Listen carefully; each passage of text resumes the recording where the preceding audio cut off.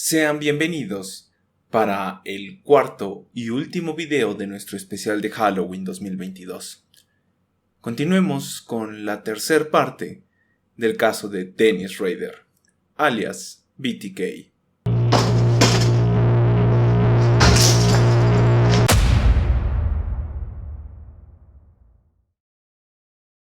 Después de obtener la notoriedad que tanto buscaba, Dennis se dio cuenta de que había cumplido con un objetivo que ni siquiera sabía que tenía: el aterrorizar a toda una ciudad. El que su trabajo fuera reconocido era algo que anhelaba desde hace ya bastante tiempo, pero lo que obtuvo al final fue más de lo que estaba esperando. Para ese momento, toda la ciudad de Kansas sabía que había un asesino en serie suelto en el condado, y todos estaban en peligro, especialmente las mujeres. En este punto, a pesar de todos los esfuerzos policíacos y constantes patrullajes en la calle, la policía solamente sabía que era cuestión de tiempo para que BTK tuviera a una nueva víctima. Así que solamente se sentaron a esperar lo peor y rezar para que en esta ocasión el asesino cometiera un error que los llevara a su captura. De esta manera comenzaron a pasar las semanas, los meses, incluso los años, y ante la sorpresa de todos, BTK no atacó. Esto hizo que muchos de los policías se llenaran de alivio, pero en parte también había mucha preocupación en su interior, ya que sabían que un asesino andaba suelto y en cualquier momento podría atacar. En el caso de BTK, resulta muy inquietante el hecho de que un asesino serial sea tan poco predecible y pueda desaparecer del radar por tanto tiempo. Así que es necesario saber qué estaba haciendo en esos momentos, si prácticamente todo apuntaba a que los ataques iban a ser cada vez más constantes. Podemos decir que la respuesta a esta pregunta se divide en tres factores principales.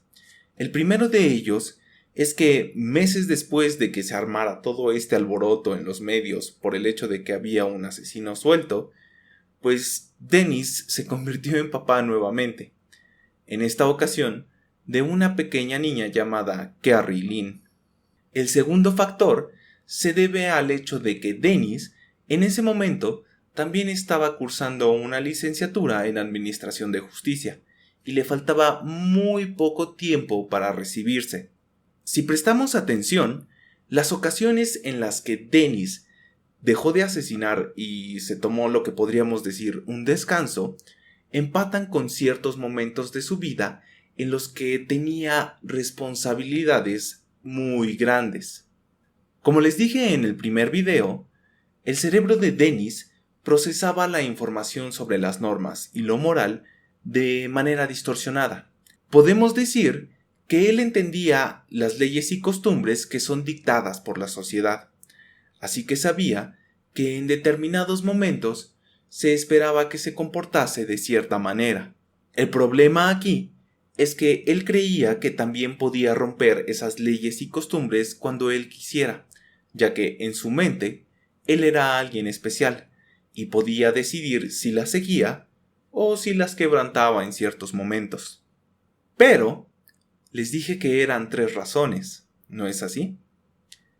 Si bien las dos primeras le ayudaban a resistir de cierta manera la brutalidad de su factor X, la última era la que en realidad lo ayudaba a desatar sus más bajas pulsiones y de cierta manera satisfacer sus fantasías, y así podía soportar largos periodos de tiempo sin asesinar. ¿Recuerdan que durante cada uno de sus asesinatos les he dicho que Dennis siempre tomaba algo de ropa y objetos personales de sus víctimas? Bueno, pues estos objetos tenían una función muy específica. Cuando Dennis se veía obligado a pasar largos periodos de tiempo sin asesinar, tanto la ropa como los objetos personales le ayudaban a revivir los asesinatos de una manera muy especial. Para recrear estas escenas, Dennis se ponía toda la ropa y objetos personales que pudiera de sus víctimas. Después, preparaba una cámara y un trípode que había comprado.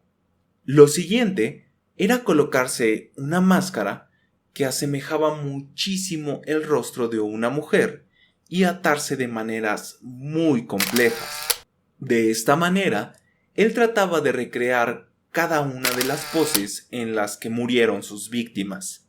El paso final era tomarse una foto que pudiera plasmar de mejor manera ese recuerdo que tenía grabado en la mente y que más adelante le ayudaría a satisfacer sus necesidades sexuales. Y déjenme decirles que Dennis tenía muchísimas fotos de este tipo.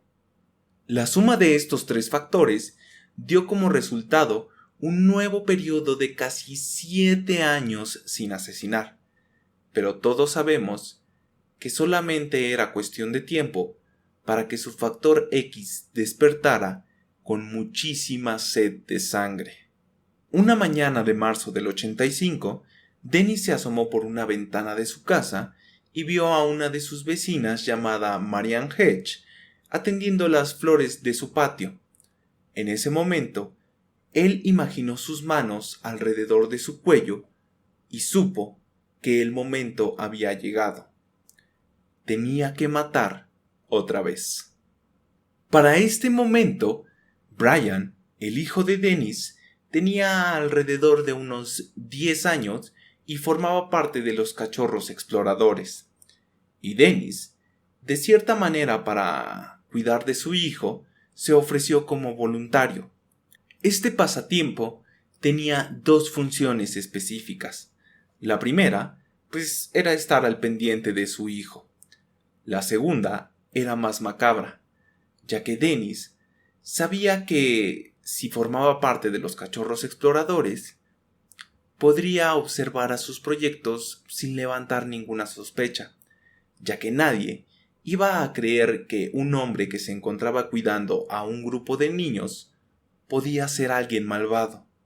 Así que después de pasar varias semanas recabando información sobre Marianne, decidió que el momento de atacar había llegado.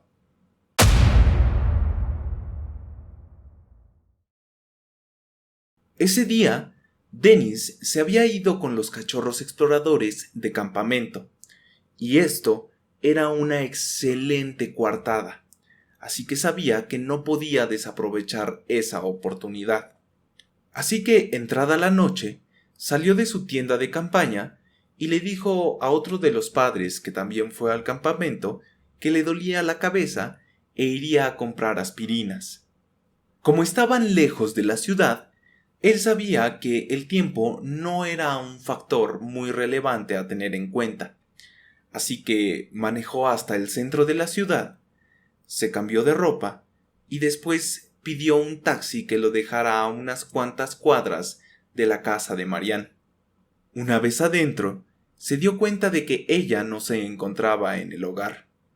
Pero él sabía que la coartada que tenía era perfecta, así que no podía dejar pasar esa oportunidad, y decidió esperar pacientemente hasta que regresara a su casa. Tiempo después, escuchó el sonido del auto de su vecina, pero Dennis se percató que ella no venía sola, así que se metió en un armario y esperó alrededor de 1 hora a que la otra persona se marchara, y en ese momento Marianne se fue a dormir. Cuando la mujer estaba acostada, Ryder salió del armario y la amenazó con su revólver. Acto seguido, la ató de manos y piernas, la amordazó y la subió a su propio vehículo. Lo que sigue después es algo sin precedentes, ya que Dennis se llevó a Marianne de su casa y la llevó al sótano de una iglesia luterana en la que él era un miembro de confianza y tenía las llaves. En ese lugar, Dennis ya tenía todo un set preparado con cuerdas, cintas, bolsas y su cámara en el trípode. Luego, procedió a torturarla de muchísimas maneras mientras tomaba fotos durante todo el proceso. Al final, decidió que era hora de matarla y la estranguló con sus propias manos. Después, hizo lo de siempre: masturbarse, eyacular sobre el cadáver y robarle ropa y objetos personales. Cuando Dennis terminó su macabro asesinato, se llevó el cuerpo de Marianne y la dejó completamente desnuda y sin ataduras en unos pastizales cerca de la carretera. Después, tomó el vehículo de la mujer y lo abandonó en una bolera cerca del centro de la ciudad. Ahí, aprovechó para cambiarse de ropa y regresar al campamento de los Boy Scouts sin que nadie sospechara la monstruosidad que acababa de cometer. Este cambio en la forma de torturar y asesinar a su víctima solamente nos dice que Dennis cada vez estaba más confiado y seguro de que nunca lo iban a atrapar. Por ende, tomaba más riesgos y hasta cierto punto era más descuidado. Al día siguiente, las compañeras de trabajo de la señora Marianne se dieron cuenta rápidamente de que algo andaba mal, ya que ella era prácticamente una persona muy responsable, al grado de llegar a ser adicta al trabajo, y nunca faltaba, ni siquiera cuando se sentía muy enferma. Así que cuando fueron a su casa y se dieron cuenta de que ella no se encontraba, llamaron a la policía. Días después, encontraron el auto de Marianne en la bolera en donde Ryder lo abandonó, y pasadas unas cuantas semanas, hallaron el cuerpo en los pastizales. Como este asesinato fue muy diferente a los otros cometidos por BTK, la policía pensó que o tenían otro lunático suelto o había un imitador de BTK, porque claramente esa no era la forma en que él asesinaba. Al igual que con sus otros homicidios, Ryder estuvo muy pendiente sobre las noticias que sacaban sobre su vecina, pero en esta ocasión no hizo nada para atribuirse el homicidio. La razón es muy simple. Como ella era su vecina, Ryder no quería hacer algún movimiento estúpido o arriesgado que lo llevara a poner a la policía a unas cuantas puertas de su casa, porque él sabía que se podía poner nervioso y la podría cagar. Lamentablemente, el asesinato de Marianne no fue suficiente para saciar la sed de sangre de BTK, así que comenzó a buscar un nuevo proyecto.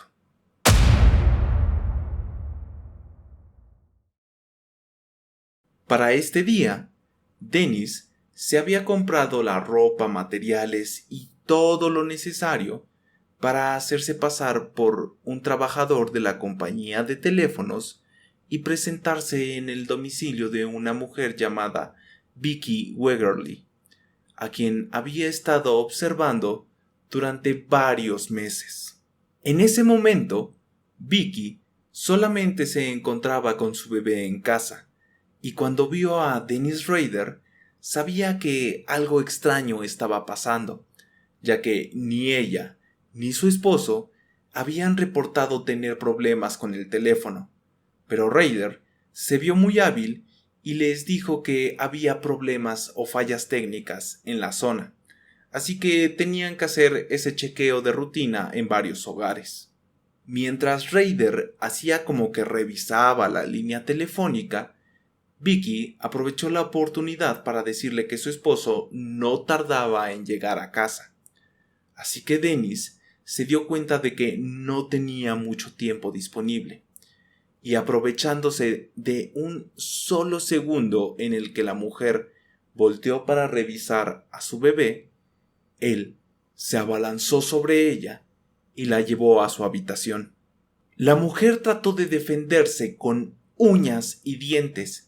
Incluso logró arañarle un poco la cara y quedarse con algo de piel de Ryder en las uñas, pero al final, este la terminó sometiendo y atando con unas sábanas que había en la cama.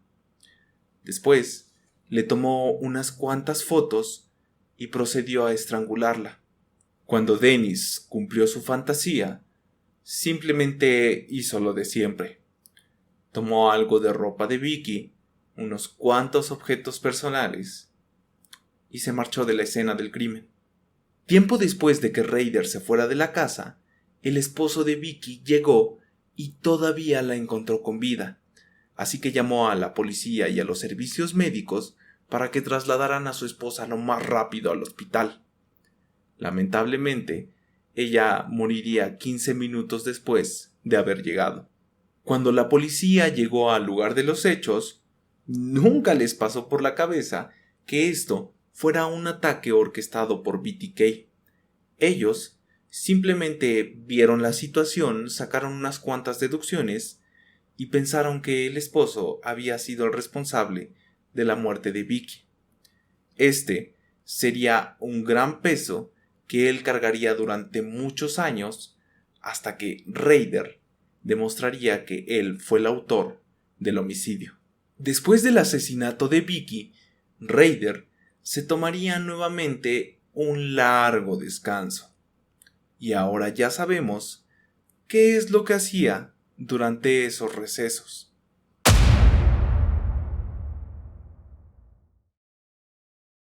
Unas cuantas semanas antes del 19 de enero, Dennis se encontraba recorriendo la zona de Park City cuando se topó con su nuevo proyecto, una mujer llamada Dolores Davis. La noche del 19 de enero, Dennis aprovechó que nuevamente se había ido de campamento con los cachorros exploradores, así que otra vez tenía la coartada perfecta. Cerca de la medianoche, se dirigió al hogar de Dolores y se detuvo cerca de la entrada. Como en esta ocasión la mujer no tenía vecinos en varias millas a la redonda, decidió que podía ser menos sigiloso, así que rompió la puerta de cristal de la parte trasera e ingresó a la casa.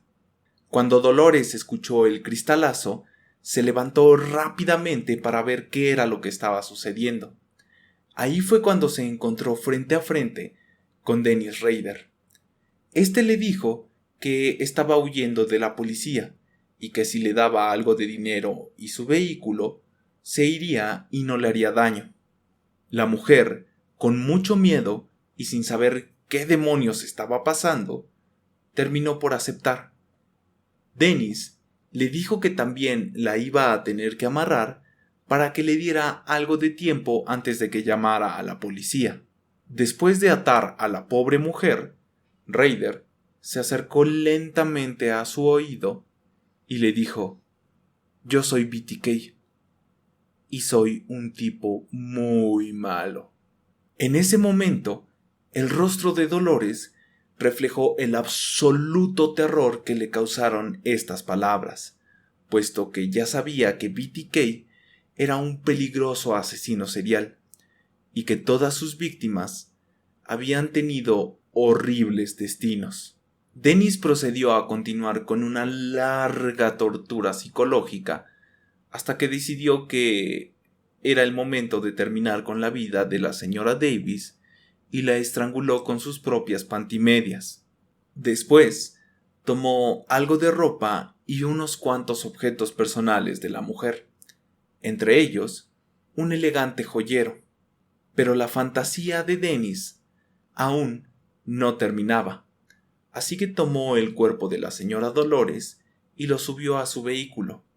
Después, la llevó debajo de un puente a la salida de Park City y ahí le tomó varias fotos en diferentes poses. Cuando terminó su depravada sesión fotográfica, simplemente dejó el cadáver ahí y se marchó. En este asesinato pasaría algo que solamente podemos definir como increíble, ya que a la mañana siguiente del asesinato de la señora Dolores, su novio llamó a la policía, diciéndoles que fue a visitarla, pero que ella no se encontraba en el lugar, y además había varios cristales en el suelo de una de las entradas. Cuando la policía llegó a la casa de Dolores, se dieron cuenta de que faltaban algunos objetos personales de ella, así que pensaron que se trataba de un secuestro, y rápidamente llamaron a todas las autoridades de Kansas para establecer un perímetro y revisar todos los vehículos que pasaran por las salidas del condado. Esa misma noche, Ryder dejaría el campamento otra vez para ir al lugar en donde abandonó el cuerpo de la señora Davis y revivir unas cuantas fantasías, pero no sin antes detenerse en el baño de una gasolinera y cambiarse de ropa.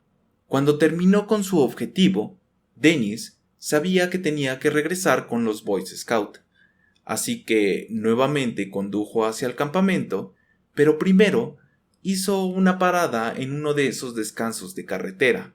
Ya saben, esos lugares en donde hay baños, tiendas y varias cositas así para que puedas estirar las piernas.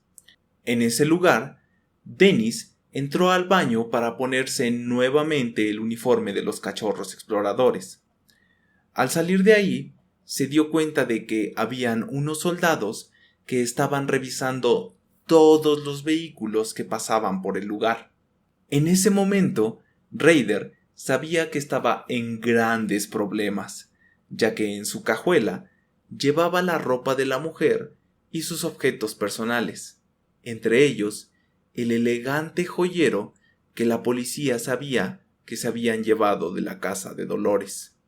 Cuando llegó el turno de revisar su vehículo, los soldados se acercaron a Ryder y le dijeron que estaban investigando la desaparición de una mujer, así que estaban buscando alguna pista o a alguien que se viera sospechoso. Dennis le dijo a estos soldados que se encontraba de campamento con los Boy Scouts y solamente había salido para comprar unas cuantas cosas que necesitaban en el campamento. Cuando los soldados lo vieron, se dieron cuenta de que traía puesto el uniforme de los cachorros exploradores, así que pensaron que alguien como él no podía ser sospechoso, y simplemente lo dejaron pasar.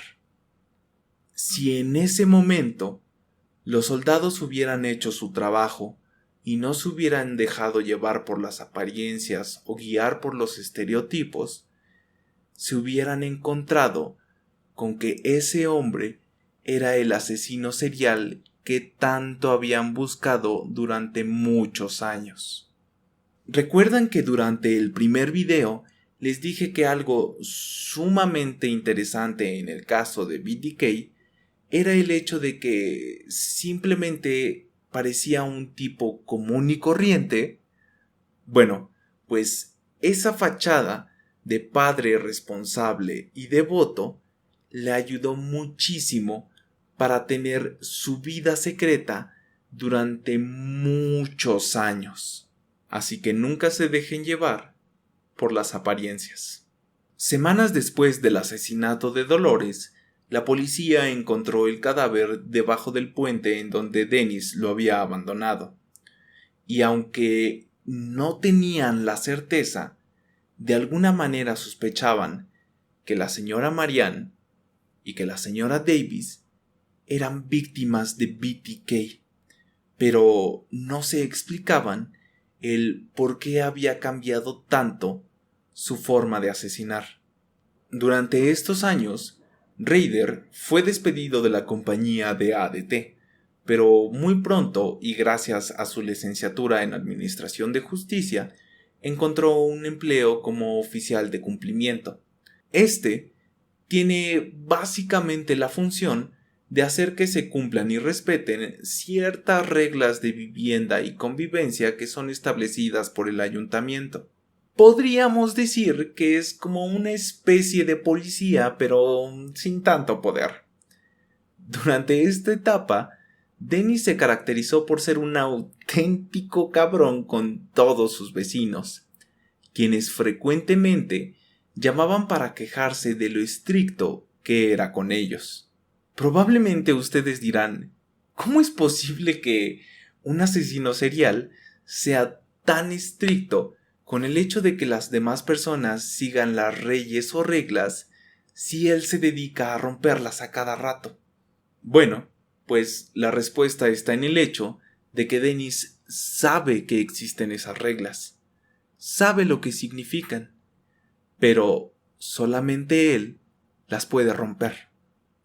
Los demás las tienen que seguir estrictamente al pie de la letra.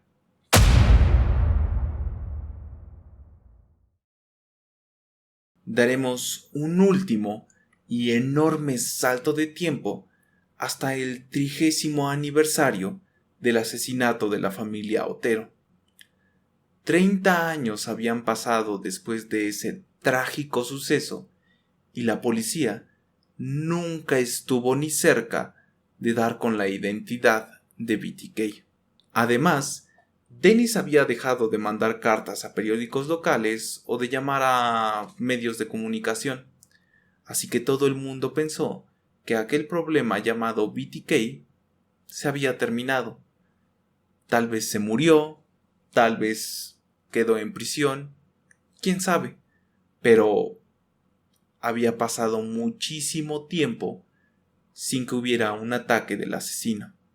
Como el caso de la familia Otero había sido muy famoso en el estado de Kansas, un abogado local pensó en hacer un libro sobre BTK y los 6 asesinatos que cometió. Cuando Dennis se enteró de esto, se enojó muchísimo, ya que era algo imperdonable que una persona ajena a todo su trabajo escribiera sobre él. Además, solamente le estaban contando 6 o 7 asesinatos, cuando en realidad él había cometido 10. Así que Ryder supo que tenía que hacer algo al respecto y, tal y como lo había hecho años atrás, mandó una carta a la cadena de televisión Cake TV. En esa carta había una simple hoja con una fotocopia de una mujer amarrada y una licencia de conducir, cuyo nombre decía Vicky Wegerly. Con esto, la policía y todos los medios supieron que BTK seguía con vida, y es que no era posible que alguien tuviera una foto de Vicky amarrada, ya que, si recuerdan, ella aún estaba con vida cuando su esposo llegó a la casa, y de hecho fue trasladada rápidamente al hospital, así que nadie tuvo el tiempo de hacer dicha foto. Solamente la pudo haber tomado el responsable de ese homicidio. Esta carta sembró nuevamente el pánico en los habitantes de Wichita, quienes pensaron que con el paso de los años ese problema llamado BTK había desaparecido, pero es que ahora simplemente parecía ser algo eterno, que no se iba con el tiempo. Afortunadamente, en esta ocasión, las autoridades, específicamente el FBI, no estaba dispuesto a dejarlo escapar otra vez. Así que su primera jugada fue tratar de que el asesino se siguiera comunicando con ellos. Para esto, el agente del FBI, Kenny Landwehr, salió en televisión invitando a BTK a que enviara más cartas contando más detalles sobre los asesinatos que había cometido en todos estos años. Afortunadamente para ellos, la táctica que escogieron fue la correcta, ya que si había algo que Dennis amara tanto como el hecho de observar y torturar a sus proyectos, era recibir atención por ese mismo trabajo que hacía. Así que cuando vio al agente Landwehr dirigirse a él en televisión, Dennis mordió el anzuelo. El primer paso del plan del agente Landwehr fue un rotundo éxito, ya que poco tiempo después, BTK se comunicó nuevamente mandando otra carta. En esta ocasión, también era una simple hoja en la que aparecía como título la historia de BTK, junto con lo que el asesino consideraba lo que debían ser los capítulos en caso de que se escribiera dicho libro. Pero el último de esos capítulos dejaba una interrogante sobre un nuevo posible asesinato. Esta última interrogante hizo que a muchas personas se les congelara la sangre, pero el FBI tenía a BTK justo donde quería. El primer paso ya se había logrado. Ahora, el segundo era hacer que esta comunicación se hiciera de manera constante y cada vez más frecuente. Una vez logrado esto, iban a ejecutar lo que sería el último paso. Cuando Ryder se comunicara de manera más frecuente, ellos tratarían de crear un falso vínculo de confianza para que el asesino les contara más detalles acerca de sus asesinatos y en algún momento cometiera un error que los llevara a su detención. Justo como el FBI lo había planeado, la comunicación entre ellos y Ryder se hizo cada vez más frecuente, y el primer error de BTK vino en enero del 2005, cuando mandó una carta a la cadena de televisión Cake TV, diciendo que en un supermercado había dejado una sorpresa en una caja de cereal. En ese instante, la policía y el FBI sabían que si alguna de las cámaras había logrado captar el rostro de BTK, sería el final de todo esto. Cuando llegaron a la tienda, encontraron una caja de cereal con un extraño mensaje. Pero eso no era lo que en realidad estaban buscando, así que rápidamente accedieron a las cámaras de seguridad y se dieron cuenta de que la persona que dejó dicho mensaje manejaba una Jeep Grand Cherokee de color negro. Aunque este dato ayudó muchísimo, las autoridades sabían que aún necesitaban algo más de información para poder dar con ese monstruoso asesino. Además, tenían que aprovechar el hecho de que BTK seguía confiado en comunicarse con ellos. Así que, en una nueva carta, Denny les dijo que les quería compartir detalles más íntimos sobre sus asesinatos, y les preguntó que si era seguro poderles enviar un floppy disk. En ese momento, Ryder ya era un señor de unos 60 y tantos años, y no sabía mucho sobre tecnología, así que él solamente quería tener la certeza de que si enviaba este floppy disk, no habría manera de rastrear su ubicación. Cuando la policía leyó esta carta, prácticamente se relamieron los bigotes, pues sabían que si el asesino llegaba a mandar ese disquete, era auténtico oro molido. Así que decidieron mentirle y decirle que no había ningún riesgo. Días después, ese floppy llegó a sus manos. En ese momento, utilizaron a los mejores técnicos que tenían para analizar todos los metadatos de cada archivo que se encontraba en el floppy. Rápidamente descubrieron que ese disquete había sido utilizado en una computadora que se encontraba en una iglesia luterana en Park City, y también descubrieron que el usuario que utilizó dicha computadora se llamaba Dennis. Buscando rápidamente en internet, dieron con la localización de esa iglesia y también se dieron cuenta de que el presidente de la misma se llamaba Dennis Rader. El siguiente paso fue buscar toda la información sobre ese tal Dennis Rader. Cuando tuvieron su dirección, fueron a su casa y se encontraron con una camioneta Grand Cherokee negra.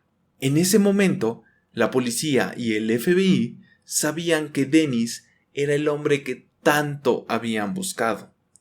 Lo único que faltaba era una forma de poder relacionarlo con los homicidios.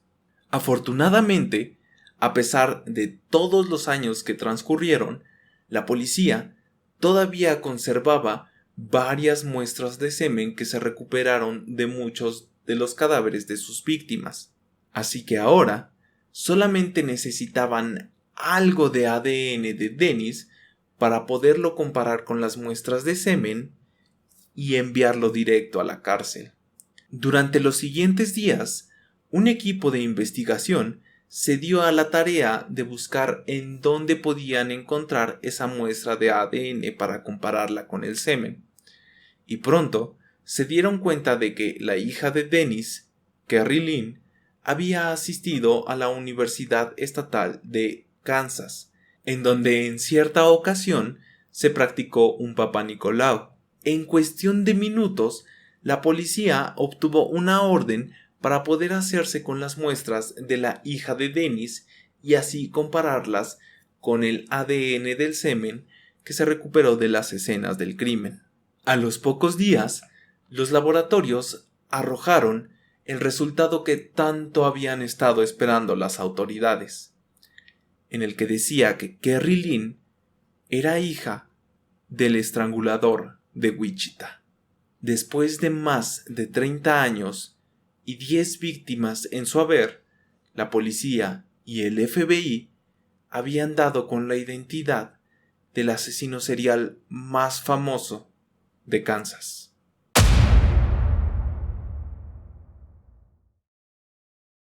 Mientras esperaban los resultados, la policía mantenía a Rader bajo vigilancia las 24 horas del día. Incluso ya se habían aprendido su rutina. Vaya ironía, ¿no creen? El acechador ahora estaba siendo acechado. En fin, cuando los resultados del laboratorio fueron concluyentes, se organizó un operativo enorme para poder capturar a Dennis. En dicho operativo participaron varios policías y varios agentes del FBI. Cuando Rader iba saliendo de su casa, fue interceptado por muchísimas patrullas y hasta un helicóptero. Después, fue sometido por varios policías, quienes lo aventaron dentro de una camioneta, en donde lo estaba esperando el agente Landwehr. Cuando por fin se encontraron cara a cara, Landwehr le dijo a Dennis que irían a la estación de policía para comenzar con el interrogatorio. Una vez ahí, Dennis se dio cuenta de que la única forma en la que podían haber dado con su ubicación era a través de ese floppy que les mandó. Así que le recriminó al agente Landwehr por qué le había mentido, quien simplemente se limitó a decirle que estaba intentando atraparlo. Viéndose capturado, Rader sabía que ya no tenía escapatoria, así que decidió cooperar con las autoridades y les contó todos los detalles acerca de los 10 asesinatos que cometió durante esos 30 años. De esta manera, la policía por fin pudo esclarecer todas las dudas que tenían acerca de las muertes de Dolores y de Marianne. Además, Dennis también les confesó que tenía varios escondites en donde había guardado ropa y objetos personales de sus víctimas. El 10 de junio del 2005, Dennis se declaró culpable de todos los cargos y tuvo que enfrentar cara a cara a los familiares de cada una de sus víctimas. Al terminar, el juez dictó una sentencia de 10 cadenas perpetuas, es decir, una por cada víctima que tuvo, aunque afortunadamente para Dennis puede optar por la libertad condicional después de cumplir 175 años en prisión. Así que nunca volverá a salir de la cárcel. Lamentablemente, esta historia no termina bien para todos, ya que la esposa de Dennis y sus 2 hijos se vieron seriamente afectados cuando se enteraron de que su padre o esposo era el asesino serial BTK. Así que a partir de ese día han tenido que cargar con un peso y una fama que nunca se los van a poder quitar. Y así es como terminamos el último episodio del caso de Dennis Rader. De igual manera, también damos por concluido el especial de Halloween 2022.